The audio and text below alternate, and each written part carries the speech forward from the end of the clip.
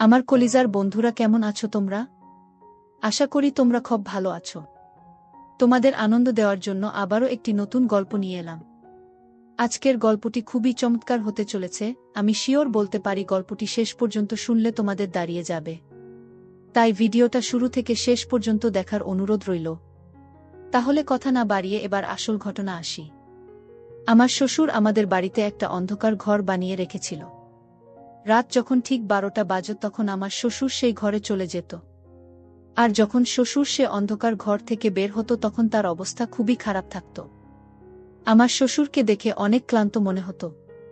এক রাতে আমি যখন জলখাবার জন্য উঠি তখন আমি দেখি যে সেই অন্ধকার ঘর থেকে কোনো মেয়ে মানুষের চিৎকারের শব্দ শোনা যাচ্ছে। আর আমার শ্বশুর সেই ঘরে যাচ্ছিল।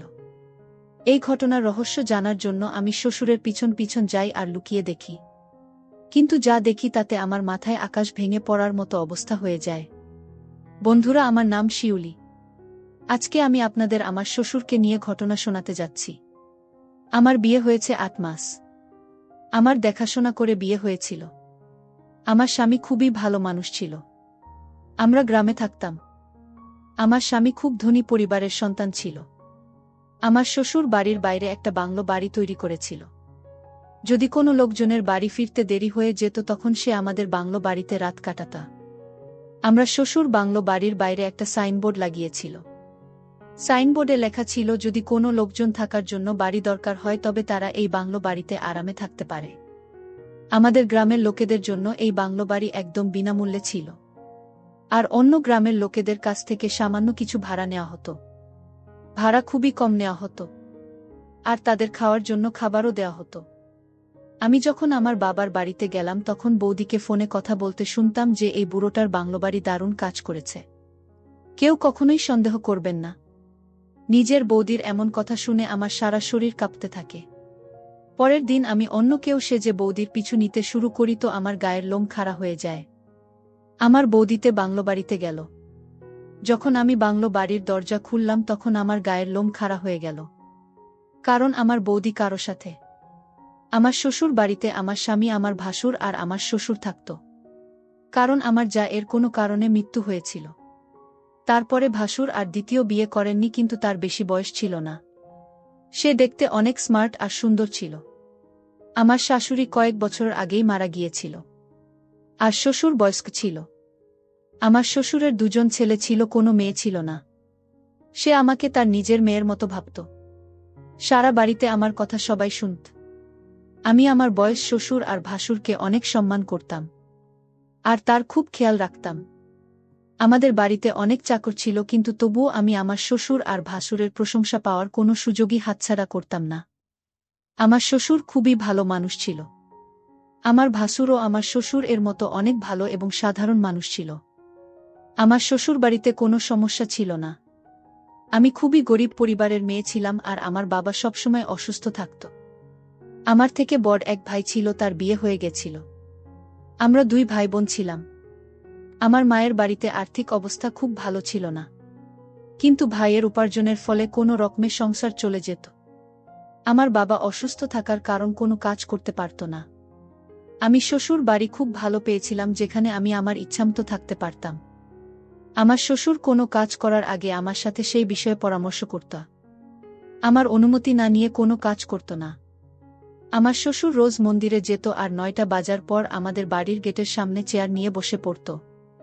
আর গেটের বাইরে যারা আসা যাওয়া করত তাদের নিজের পাশে বসিয়ে নিত। তাদের সাথে অনেক কথাবার্তা বলত।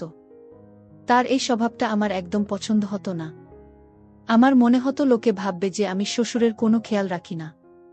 সেজন্য হয়তো সকাল 9টা থেকে বিকেল 5টা পর্যন্ত বাড়ির গেটে বসে থাকে। লোক শুধু আমার ব্যাপারে বাজে কথা বলবে, সেজন্য তার এই স্বভাবটা আমার একদম ভাল লাগতো না। আমি তাকে এরকম করতে অনেকবার নিষেধ করেছিলাম। কিন্তু সে প্রতিবার হেসে আমার কথা উড়িয়ে দিত। আমি শ্বশুরকে বলতাম, বাবা, আমার এটা একদম পছন্দ না যে তুমি দরজার গেটের সামনে এভাবে বসে থাকো। তুমি কত ধনী মানুষ, তুমি তো ঘরের মধ্যে বসতে পারো। আর লোকেদেরও তো বাড়িতে ডেকে বসাতে পারো। কিন্তু তুমি যদি চেয়ার নিয়ে এভাবে বাড়ির গেটের সামনে বসো তবে যে লোকগুলো যাতায়াত করবে তারা কি বলবে? আমি তোমাকে এসব করতে হয়তো বাধ্য করেছি। আমার শ্বশুর কখনো কোনো বিষয়ে আমাকে বাধা দিত না। না আমার স্বামী আমাকে কোনো কাজে বাধা দিত। সেই জন্য আমি মাথায় ঘোমটা না দিয়েই বাড়ির গেটে বসে থাকা শ্বশুরকে চা দিতাম। তখনই আমি শ্বশুরকে এসব কথা বলতাম। আমার শ্বশুর বলল, আমি জানি তুমি আমার বাড়ির বৌমা না, আমার বাড়ির মেয়ে, আর আমি তোমার প্রশংসা করি সবার কাছে। মেয়ে কখনো বাবার ঘর থেকে বাইরে বের হয় কি? চায়ের কাপ হাতে নিয়ে সে ঘরের ভিতরে চলে আসে আর আমার মাথায় হাত রেখে আমাকে আশীর্বাদ দিচ্ছিল। আমার চোখে জল চলে আসে। আমার নিজেকে খুব ভাগ্যবতী মনে হচ্ছিল যে আমি এমন একজন শ্বশুর পেয়েছিলাম যে নিজের বাবার মতো ভালোবাসে। আমি এত ভালো শ্বশুর পাবো সেটা আমি কখনো স্বপ্নেও ভাবতে পারিনি। আমার শ্বশুর যখনই এরকম কথা বলতো তখন সে খুব ইমোশনাল হয়ে পড়ত। আর এটাই বলতো, অন্যের কাজই হচ্ছে এরকম কথা বলা। আমরা তো তাদের মুখ বন্ধ করতে পারবো না। যদি লোকের খারাপ কথা বলারই হয় তবে তারা যে কোনো ভাবে সেই কথা বলবে। এখন তুমি আমাকে বাইরে বসার অনুমতি দিবে কি না সেটা কোনো বড় ব্যাপার না। এসব কথা বাদ দিয়ে তুমি গিয়ে রাতের জন্য খাবার তৈরির প্রস্তুতি নাও। রাতে গ্রামে কিছু লোক খেতে আসবে। আবার শ্বশুর আমাকে আশীর্বাদ দিয়ে চলে যায়। সে বাইরে বের হলে আমি রান্নাঘরে চাকরদের সাথে খাবার তৈরির কাজে চলে যাই। আমি মনে মনে খুব খুশি হতাম, কারণ আমি বিশ্বাস করতে পারতাম না যে আমি বাড়ির মালকিন। আর এখানে আমার সাথে একদম রানীর মতো ব্যবহার করা হতো। আমার বাবার বাড়ি গ্রামে ছিল, খুব বেশি দূরে ছিল না। আমি মাঝে মধ্যে বাবার খবর নিতে বাবার বাড়ি চলে যেতাম। যখন ফ্রি থাকতাম তখনই বাবার বাড়িতে চলে যেতাম। আর বাবার জন্য কিছু ফলও নিয়ে যেতাম। আমার মাও খুব বুড়ি হয়ে গেছিল। আমার ভাই রোজ সকালে কাজ করার জন্য বেরিয়ে যেত আর রাতে ফিরত। আমি 3 ঘন্টা বাবার বাড়িতে কাটিয়ে আবার শ্বশুরবাড়ি ফিরে আসতাম। কারণ আমার শ্বশুর বেশিরভাগ বাড়িতে একা থাকত আর আমাকে তার খেয়াল রাখতে হতো। সেই জন্য আমি তাড়াতাড়ি ফিরে আসতাম। আমার শ্বশুর বাড়িতে আর কোনো মহিলা না থাকায় আমি কোনোদিন আমার বাবার বাড়িতে একদিনের বেশি থাকতাম না। আমার স্বামী সন্ধেবেলা বাড়ি ফিরত আর আমার ভাসুরও তার পরপরই ফিরে আসত। তারপর সবাই একসাথে বসে খাবার খেতাম। আমার সারা দিনের কোনো ক্লান্তি অনুভব হতো না, কারণ আমার শুধু কাজ থাকত চাকরদের নির্দেশ দেওয়া আর তাদের কাজের দিকে লক্ষ্য রাখা। আমার স্বামীও আমাকে খুব ভালোবাসত। শুনেছিলাম আমার স্বামী আমাকে যতটা ভালোবাসে সে রকমই আমার ভাসুর তার বউ মানে আমার যাকে ভালোবাসত। তার এমন রোগ ছিল যে অনেক চিকিৎসা করার পরও তাকে বাঁচানো যায়নি। অনেক দিন ধরে আমি লক্ষ্য করেছিলাম যে আমার ভাসুরের ব্যবহারে পরিবর্তন এসেছিল। আমার ভাসুর বাড়ির কোনো সিদ্ধান্তের ব্যাপারে আমার সাথে কথা বলে নিত। আর তা যদি কোনো কাজ থাকত তাহলে সেটা আমাকে বলতো। আমার শ্বশুর যখনই কোনো ব্যাপারে তার সাথে কথা বলার চেষ্টা করত তখনই তার মুখে একদম পাল্টে যেত।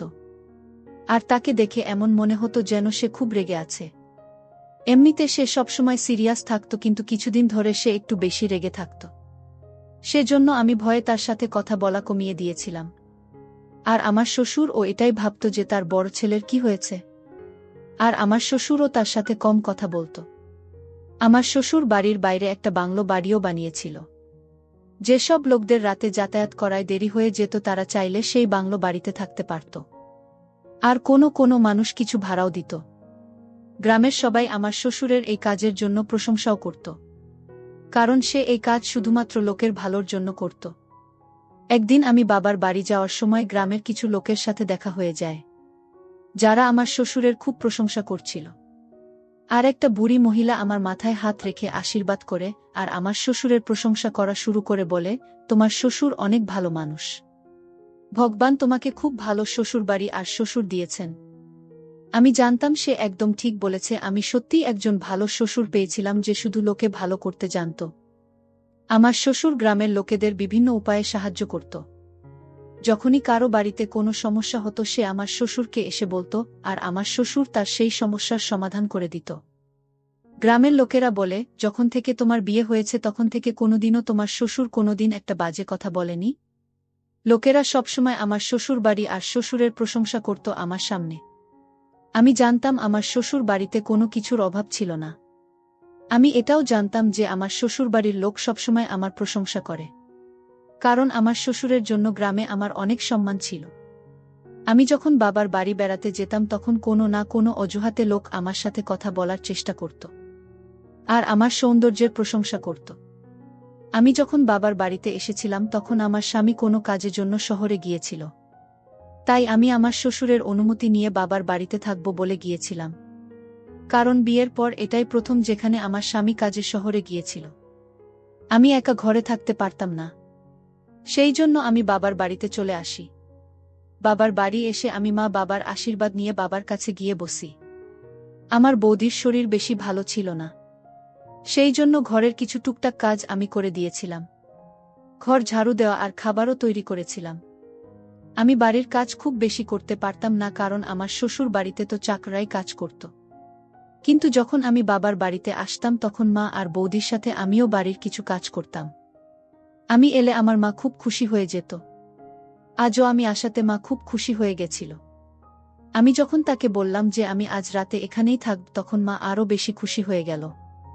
আমার মা আমার ব্যাপারে নিশ্চিন্ত থাকত, কারণ আমার শ্বশুর বাড়ির লোক অনেক ভালো ছিল। মা বলল, অবশেষে তুমি বাবার বাড়িতে রাতে থাকার জন্য সময় পেলে, খুব ভালো কথা। যখন থেকে তোমার বিয়ে হয়েছে তুমি তো শ্বশুর বাড়িতে থাকো।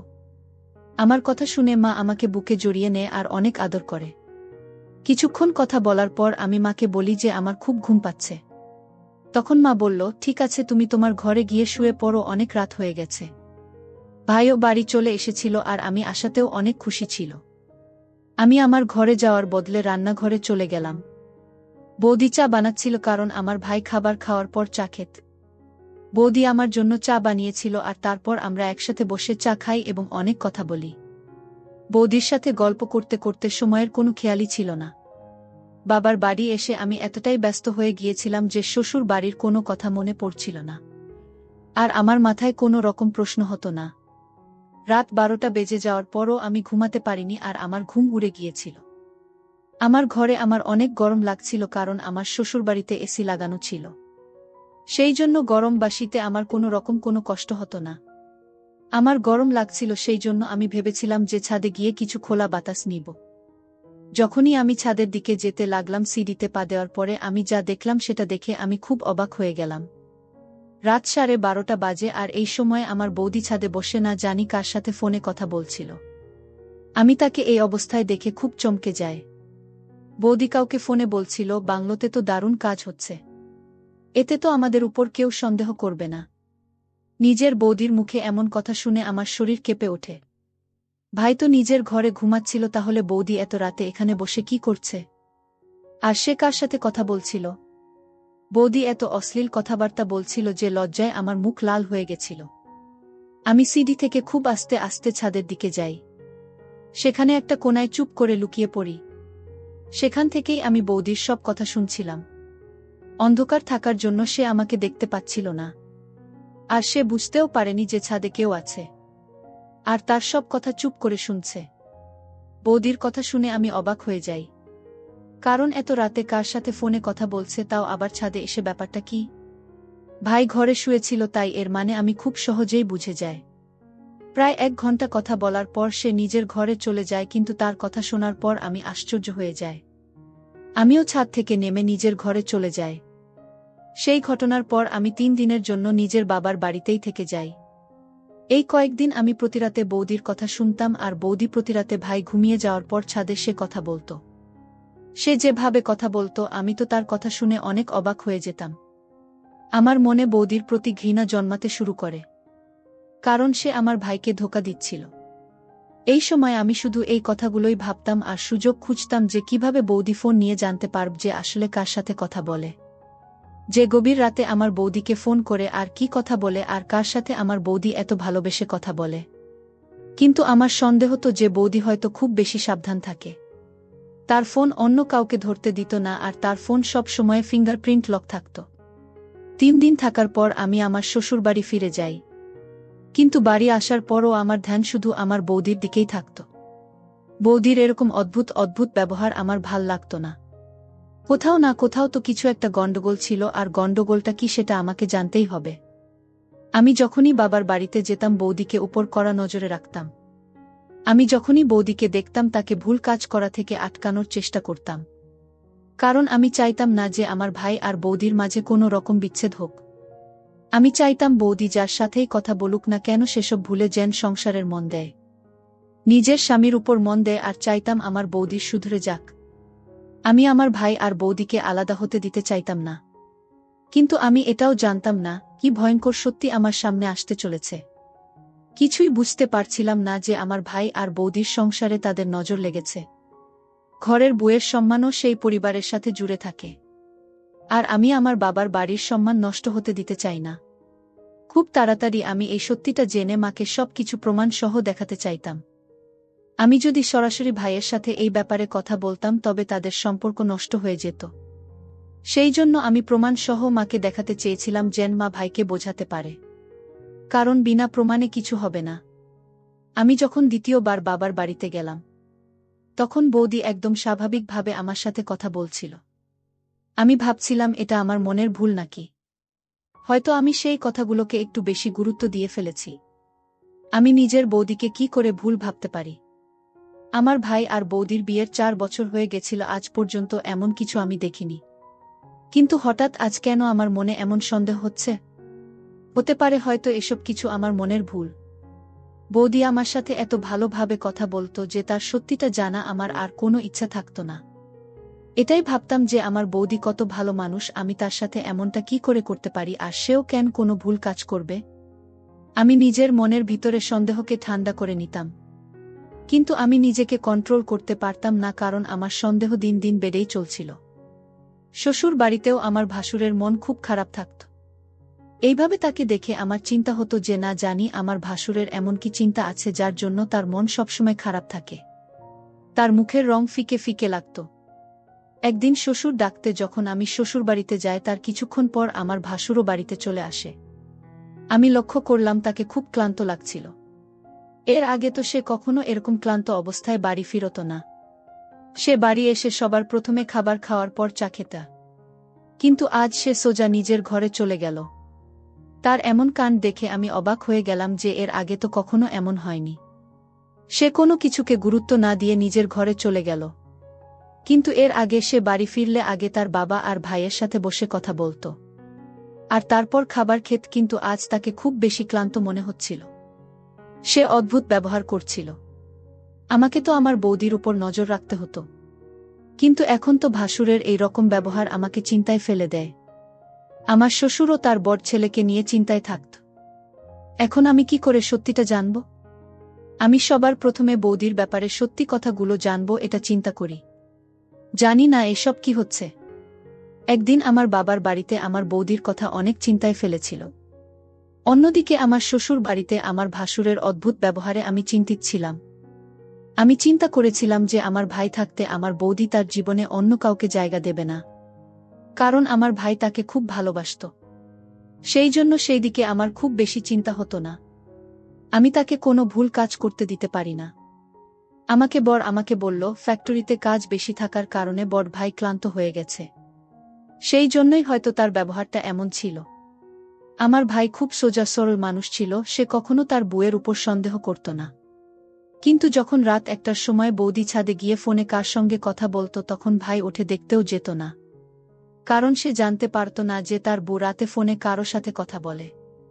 পরে আমি অজুহাত দেখিয়ে বাবার বাড়িতে 2 দিন থাকার জন্য যাই, যাতে যখন বৌদি রাতে ফোন কথা বলবে তখনই আমি তার হাত থেকে ফোনটা নিয়ে নিতে পারি। আর আমি এমনি করেছিলাম। স্বামীর থেকে অনুমতি নিয়ে আমি বাবার বাড়িতে চলে যাই। সেখানে আমি আমার পরিকল্পনা অনুযায়ী কাজ করি। যখন বৌদি রান্নাঘরে খাবার বানাচ্ছিল তখন আমি তার সাথে কথা বলতে থাকি। তার ফোন একটা সাইডে ছিল, সে আমার সামনে অনেক সাবধানে কাজ করছিল আর সে বারবার নিজের ফোনের দিকে তাকাচ্ছিল। আমি বৌদিকে আমার জন্যও চা বানাতে বলি। তারপর আমি বৌদিকে বলি মাকে চা দিয়ে আসতে। যখন বৌদি ফোন রেখে চা দেওয়ার জন্য গেল তখন আমি ফোনের লক খোলার চেষ্টা করি। আমি লক খোলার চেষ্টা করছিলাম, ঠিক সেই সময় কেউ আমার হাত থেকে ফোনটা কেড়ে নেয়। যখনই আমি পিছনে ঘুরে সামনে আমার বৌদি ছিল। সে আমার দিকে তাকাচ্ছিল। রান্নাঘরে ফোন ভুলে রেখে গিয়েছিল, সেই জন্য সে তাড়াতাড়ি ফোন নিতে এসেছিল। তখন আমি ধরা পড়ে যাওয়ার ভয়ে বৌদি ফোন তার হাতে দিয়ে বাহানা বানিয়ে রান্নাঘর থেকে বেরিয়ে আসি। আমার নিঃশ্বাস জোরে জোরে পড়েছিল। এমন মনে হচ্ছিল আমার হৃৎপিণ্ড বাইরে বেরিয়ে আসবে। যাই হয়ে যাক, আমি জানব এই যে সে কে, যার জন্য আমার বৌদি সব সত্যি গোপন করছে আর আমার ভাইকে ধোঁকা দিচ্ছে। পরের দিন সকাল হতেই আমি শ্বশুর বাড়ি ফিরে যাই। সেজন্য আমার শ্বশুরও আমাকে কিছু বলেনি। আমার বৌদি তার বাবার বাড়িতে যেতে চাইছিল, কিন্তু আমার ভাই কাজে ব্যস্ত থাকায় সে আমাকে সঙ্গে করে নিয়ে যেতে চায়। আমি শ্বশুরের থেকে অনুমতি নিয়েছিলাম যে বৌদির বাবার বাড়ি থেকে আসার পথে আমি আমার বাবার বাড়ি হয়ে আসতে চাই। যদি তোমার কোনো কিছু প্রয়োজন হয় আমাকে বলো, আমি রেখে দিয়ে যাব। আমার শ্বশুর বলেন তার কিছু লাগবে না। আমি তাড়াতাড়ি ফ্রি হয়ে তৈরি হয়ে বাড়ির বাইরে চলে এলাম। বৌদি আর আমি একসাথে বৌদির বাবার বাড়িতে চলে এলাম। তার বাবার বাড়ি থেকে ফেরার সময় আমরা একটা বাজারে আমি চুড়ি দেখে চুড়ি কিনেছিলাম। যখনই আমি পিছনে ঘুরি তখন না জানি বৌদি কোথায় চলে গিয়েছে। আর আমি চুড়ি রেখে সমস্ত বাজারে তাকে খুঁজতে চলে যাই। কিন্তু কোথাও তাকে খুঁজে না পাওয়ায় আমার খুব চিন্তা হলো আর বৌদির উপর খুব রাগ হচ্ছিল। আমি নিজে রাগকে অনেক কষ্ট করে রেখেছিলাম, কিন্তু সেটা আমার ধৈর্যের বাইরে চলে যাচ্ছিল। আমি যত সহনীয় করছিলাম আমার বৌদি আমাকে তো বিরক্ত করছিল। বন্ধুরা, ভিডিও মাঝখানে একটা কথা বলতে চাই, আমি তোমাদের আনন্দ দেওয়ার জন্য খুব কষ্ট করে ভিডিও বানাই। তাই তোমাদের কাছে অনুরোধ থাকবে অবশ্যই এই ভিডিওটি দেখে একটি লাইক করবে এবং সামিয়া ব্লগ চ্যানেলটি সাবস্ক্রাইব করে পাশে থাকবেন। প্রায় ঘন্টা খানিক খোঁজার পরও তাকে না পেয়ে আমি বিরক্ত হয়ে নিজেই বাড়ি ফিরে আসি। আমি আমার বাবা বাড়ি চলে আসি। যখনই আসি তখন সবথেকে আগে আমার বৌদির দিকে চোখ পড়ে। সে আমায় আগেই বাড়ি পৌঁছে গিয়েছিল আর আমি তাকে সেখানে দেখে অবাক হয়ে যাই। বৌদির উপর আমার খুব রাগ হচ্ছিল। আমি বাজারে পাগলের মতো তাকে খুঁজছিলাম। আমি বৌদিকে বললাম, যদি বাজারে আমাকে একা ছেড়ে আসতে হতো তবে আমাকে বলে আসতে পারতে। তুমি আমাকে সত্যি করে বলো তো, তুমি আমাকে বাজারে একলা রেখে কোথায় গিয়েছিলে? আর আমাকে বলে তো যেতে পারতে। তখন বৌদি বলল, রাগ করো না, আমি তোমাকে খুঁজছিলাম যখন তোমাকে দেখতে না পাই। তখন আমি বাধ্য হয়ে বাড়ি ফিরে আসি আর দেখো তুমি আমাকে খুঁজতে খুঁজতে বাড়ি চলে এলে। তার কথা শুনে আমার রাগ আরও বেড়ে যায়। সে তার নিজের ভুল স্বীকার না করে উল্টে আমাকে মিথ্যে কথা বলেছিল। যদি সে বাজারে থাকত তবে আমি তাকে নিশ্চয়ই খুঁজে পেতাম। আমি পুরো 1 ঘন্টা তাকে পাগলের মতো খুঁজছিলাম। আমি চুপচাপ শান্ত হয়ে নিজের শ্বশুর বাড়ি ফিরে যাই। বাড়ি ফিরে দেখি আমার ভাসুর সেখানে ছিল, তার মন সবসময় খারাপ থাকত। আমার শ্বশুরের ব্যবহার আমার খুব আশ্চর্য লাগত। কি জানি কাজের প্রেসার ছিল নাকি অন্য কিছু যা আমি দেখতে পাচ্ছিলাম না। আমার বৌদি এখন যখনই বাড়ির বাইরে বের হয় সবসময় এটাই বলে যে সে তার বাবার বাড়িতে যাচ্ছে। ভাই কাজে ব্যস্ত থাকার কারণ বৌদি একলাই তার বাবার বাড়িতে যেত। এখন আমিও তার সাথে যাই না, কারণ সে আমাকে একবার বাজারে একা ছেড়ে চলে এসেছিল। সেই জন্য আমি কোথাও তার সাথে যেতে চাইতাম না। কিন্তু এখন আমার জন্য আসল সত্যিটা জানা খুব জরুরি হয়ে পড়েছিল। না হলে পরে এটাকে আর সামলানো যাবে না, তাই আমি চাইতাম এই ব্যাপারটা যত তাড়াতাড়ি সম্ভব সামলে নিতে। আমি একটা বুদ্ধি করি আর বাড়ির সব কাজ সেরে ফ্রি হয়ে নিজের বাবার বাড়িতে চলে যাই। আমার বৌদি না জানি কার জন্য রাতে এত সাজে, আবার ভাবলাম হয়তো ভাইকে পাগল করার জন্য এসব করছে। তখন বৌদি বলে, তোমার ভাই কাজ থেকে এসে ক্লান্ত হয়ে যায়, সেই জন্য সে আরাম করবে আর আমি বাবার বাড়িতে যাচ্ছি। আমি তাকে কিছু না বলে চুপ করে নিজের মায়ের ঘরে এসে বসে। কিছুক্ষণ পরে আমি শ্বশুরবাড়িতে যাওয়ার কথা বলে মায়ের বাড়ি থেকে বেরিয়ে পড়ি। আর শ্বশুরবাড়িতে গিয়ে নিজের পোশাক রূপ পাল্টে নিয়ে আর নিজের মুখ ভালো করে ঢেকে নেই, যাতে আমাকে কেউ চিনতে না পারে। আমি বৌদির বাড়ি থেকে বের হবার অপেক্ষা করছিলাম। যখনই সে বাড়ি থেকে বের হয় আমিও তার পিছু নিতে শুরু করি। বৌদি বলেছিল যে সে তার বাবার বাড়িতে যাচ্ছে, সেজন্য মা আর ভাই অনুমতি দিয়ে দিয়েছিল। বৌদি বাড়ি থেকে বের হবার সাথে সাথে আমিও তার পিছনে পিছনে যেতে থাকি। সে যেখানে যাচ্ছিল সেটা দেখে তো আমার হুঁশ উড়ে যায়। বৌদি তাড়াতাড়ি আমাদের বাড়ির পাশে বাংলোর বাড়িতে চলে যায়। আমার শ্বশুর বাড়ির পাশে যে বাংলো বাড়ি বানিয়েছিল সেখানে যাচ্ছিল। আমি চুপ করে তাকে দেখছিলাম, কিন্তু যখন বৌদির দরজায় ধাক্কা দেয় আর দরজা খোলার পর যে মানুষটা বের হয় তাকে দেখে আমার পায়ের তলায় মাটি সরে যায়। আমার মনে হচ্ছিল যেন আমি এই দুনিয়াতে নেই। আমি কখনো ভাবতেও পারি না যে এসবও কিছু হতে পারে। আমার নিজের কাছের মানুষই আমাকে এইভাবে বদনাম করবে। আমি যখনই বাংলো বাড়ির দরজা খুললাম তখনই আমার পায়ের তলায় মাটি চলে গেল। বৌদির সাথে যে মানুষটা শুয়েছিল সে আর কেউ নয়, আমার স্বামীর বড় ভাই, মানে আমার নিজের ভাসুর ছিল। আমার মনে হচ্ছিল আমি তাদেরকে একসাথে জীবন্ত মাটিতে পুঁতে দিই। আমি গিয়ে বৌদিকে জোরে এক থাপ্পড় মারি। আমি নিজে ভাসুরকে কিছু বলতে পারিনি। আসলে এই ব্যাপারটা এতটা বড় হয়ে যাবে আমি কখনো ভাবতে পারিনি। আমার ভাসুর বাড়ি ফিরে আমার স্বামীকে না জানিয়ে আমার বিরুদ্ধে কি কি বলে উস্কেছিল, আমি তাদের সত্যি প্রমাণ করতে পারিনি। উল্টে তারা আমায় মিথ্যেবাদী প্রমাণ করে আর আমার এই রাগের কারণ নেওয়া পদক্ষেপের জন্য আমার স্বামী আমাকে দোষী বলে। এই সব করার পিছনে আমার ভাসুরের হাত ছিল। সে আমার বৌদির সাথে মিলে আমার বিরুদ্ধে আমার স্বামীকে উল্টো পাল্টা কথা বলেছিল। বলেছিলাম আর কারো সাথে অবৈধ সম্পর্ক আছে, আমি নাকি কারো সাথে দেখা করতে যাই। আমার স্বামীও তাদের কথায় বিশ্বাস করে নেয়। আমি তাদের সত্যি প্রমাণ করতে পারি না, বরং উল্টে তাদের মিথ্যের জালে ফেঁসে তাদের শিকার হয়ে যাই। আমি ভাই আর স্বামীকে অনেক বোঝানোর চেষ্টা করেছি, কিন্তু তারা বোঝেনি। আমার মাথার উপর তো আকাশ ভেঙে পড়েছিল। আমার স্বামী আমাকে বাড়ি থেকে বের হয়ে যেতে বলেছিল। আমি কখনো স্বপ্নেও ভাবিনি যে আমার বৌদি আর আমার ভাসুর মিলে আমার সংসার নষ্ট করে দেবে। আমি পুরো ভেঙে গেছিলাম আর চুপচাপ নিজের মায়ের বাড়িতে এসে বৌদি আর ভাসুরের করা এই নোংরা কাজের কথা ভেবে খুব কেঁদেছিলাম। আমার স্বামীর উপর আমি অনেক ভরসা করতাম, কিন্তু আমি এটা জানতাম না অন্য লোকের কথা শুনে আমার স্বামী আমাকে বাড়ি থেকে বের করে দেবে। আমি সব সত্যি মাকে বলেছি। আমার মা আমার সব কথা বিশ্বাস করেছিল, কিন্তু আমার ভাই এখনও তার বুকে বিশ্বাস করেছিল। ভাই তার বউকে ধোঁকাবাজ মানত না, কারণ তার বিরুদ্ধে আমার কাছে কোনো শক্ত প্রমাণ ছিল না। আমি খুব চিন্তিত ছিলাম যে এদের সত্যি প্রমাণ করার চক্করে আমার নিজের সংসার নষ্ট হয়ে গেল।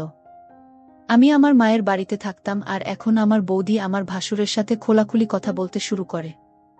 আমার বৌদি আমাকে বলে যে আমি প্রথমেই বুঝতে পেরেছিলাম যে তুমি আমাদের সত্যিই সবার সামনে আনতে চাইছা। সেজন্য তোমার ভাসুর আর আমি মিলে আগে থেকেই প্ল্যান বানিয়ে রেখেছিলাম যে যখন তুমি আমাদের ধরার চেষ্টা করবে তখন উল্টে আমরা তোমার উপর দোষ দিয়ে দেব। আর এটাই হয়েছিল। আমার স্বামী আমার কথায় বিশ্বাস না করে তার ভাইয়ের কথায় বিশ্বাস করেছিল, আর আমাকে বাড়ি থেকে বের করে দিল। কিন্তু আমি চুপ করে বসে থাকব না, কারণ আমি নিজের সংসার নষ্ট করতে চাই না। আমি নিজের বাড়ি ফিরে যেতে চাই। আমার মা সবসময় আমার জন্য চিন্তা করত। গ্রামের সবাই জেনে গেছিল যে আমার স্বামী আমাকে বাড়ি থেকে বের করে দিয়েছে। আমার শ্বশুর খুব লজ্জিত ছিল, আর সে আফসোস করত, কারণ সে বাংলো বাড়ি বানিয়েছিল। সে তো লোকে ভালোর জন্য বাংলো বাড়ি ভাড়া দিত, কিন্তু সে কি করে জানবে যে তার বড় ছেলে এত নোংরা কাজ করবে, যে আমার বৌদির সাথে লুকিয়ে সেই বাংলো বাড়িতে দেখা করতে যাবে। আমার শ্বশুর সবসময় আমার কথায় ভরসা করত, আর সে আমার কথাগুলো বিশ্বাস করেছিল, আর সে সিদ্ধান্ত নিয়েছিল যে সে তার ছেলে আর ছেলের বউয়ের সংসার নষ্ট হতে দেবে না। সেই জন্য সে আমার সাথে দেখা করবে বলে তৈরি হয়েছিল। আসলে আমার শ্বশুর চোখে ভালো দেখতে পেত না, সেই জন্য আমার ভাসুর আর বৌদির সেই সুযোগে বাংলো বাড়িতে দেখা করত। সে কখনো জানতেও পারত না যে তার ছেলে আর বৌদি সেখানে থাকত। যদি জানত তাহলে কখনো তাদের দেখা করতে দিত না। আর এই সত্য অনেক আগেই সবার সামনে চলে আসত। একদিন রাত 2টার সময় আমার বৌদি আমার ভাসুরের সাথে ফোনে কথা বলছিল, তখন আমি আমার ভাইকে চুপচাপ দেখে তার হাত ধরে ছাদে নিয়ে যাই। আর বৌদির ফোনে কথা বলা তাকে নিজের চোখে দেখাই, কারণ বৌদি ভাবছিল সে আমার সংসার নষ্ট করে দিয়েছে, সে কারণে আমি হার মেনে নেব। কিন্তু এরকমটা কখনোই হবে না। যখন আমার সংসারই নষ্ট হয়ে গেছে তখন আমি চুপ থাকব না। আর তাদের সব সত্যি সামনে আনার জন্য আমি সব রকম চেষ্টা করেছি। যখন ভাই বৌদিকে ফোনে কথা বলতে দেখে তখন রাতের অন্ধকারে খুব চিৎকার করে, আর বৌদিকে বাড়ি থেকে ধাক্কা দিয়ে বের করে দেয়। এই খবর যখন আমার শ্বশুর বাড়িতে পৌঁছায় তখন আমার শ্বশুরও আমার ভাসুরকে কয়েকটি থাপ্পড়ও মারে। তখন সে সব সত্যি কথা বলে দেয়। আমার স্বামী জানতে পারে যে আমি মিথ্যেবাদী নই, বরং আমার ভাসুর আর আমার বৌদির অবৈধ সম্পর্ক ছিল। আমার শ্বশুর তার বড় ছেলেকে সম্পত্তি থেকে ত্যায্য করে দেয় আর বাড়ি থেকে বের করে দেয়। আমার ভাসুর আর বৌদি বিয়ে করে নিয়েছিল, কিন্তু তারা কখনো শান্তিতে থাকতে পারেনি, কারণ কারো সংসার নষ্ট করার পর কোনো মানুষ শান্তিতে থাকতে পারে না। আমার স্বামী আমার থেকে ক্ষমা চাই, কারণ আমার স্বামী আমাকে খুব ভালোবাসত। সে বুঝতে পারে তাকে ভুল বোঝানো হয়েছে, আমার বিরুদ্ধে মিথ্যা কথা বলা হয়েছে, আর এখন সব সত্য তার সামনে চলে এসেছিল। সেই জন্য আমিও তাকে ক্ষমা করে দিয়েছিলাম, আর সে আমাকে কথা দিয়েছিল যে আজকের পর সে আর কখনো আমার সাথে এরকম করবে না, আর আমাকে ভরসা করবে। তখন আমি আমার শ্বশুরবাড়িতে আগের মতোই থাকি নিজের স্বামীর সাথে। আমার ভাইও আমার কাছে ক্ষমা চেয়েছিল। আমার ভাই বলল সে কাজ করে খুব ক্লান্ত হয়ে যেত, আর কখনো ধ্যান দিত না যে কখন রাত 1-2টা বাজলে বৌদি বিছানা থেকে উঠে ছাদে গিয়ে ফোনে কথা বলতো, আর কখন বাংলো বাড়িতে যেত। আমার ভাসুর প্রথম দিন থেকে বৌদির দিকে নোংরা নজরে দেখত, কিন্তু কেউ সেটা বুঝতে পারেনি। যদি আগে কেউ লক্ষ্য করত তবে আজ এই দিন দেখতে হতো না। তারা দুজনে মিলে আমার ভাইকে ধোঁকা দিচ্ছিল, আর আমার সংসার নষ্ট করে দিচ্ছিল। এখন সবকিছু ঠিক হয়ে গেছে আর আমার ভাসুর আর আমার বৌদি এই গ্রাম ছেড়ে অন্য গ্রামে থাকতে শুরু করেছিল। আর আমার পরিবারের দিক থেকে তাদের সাথে সব সম্পর্ক শেষ করে দিয়েছিল। এখন আমি আমার স্বামীর সাথে খুব খুশি ছিলাম। যে মানুষ অন্য কারো সংসার নষ্ট করার চেষ্টা করে সে নিজেও কখনো শান্তিতে থাকতে পারে না। অশান্তি নিয়ে সংসার করতে হয়। বন্ধুরা, আজকের গল্পটি যদি তোমাদের ভালো লেগে থাকে তাহলে অবশ্যই ভিডিওটিতে লাইক করতে ভুলবে না। আর এরকম নতুন নতুন গল্প পেতে আমাদের সামিয়া ব্লগ চ্যানেলটিকে সাবস্ক্রাইব করে পাশে থাকবে।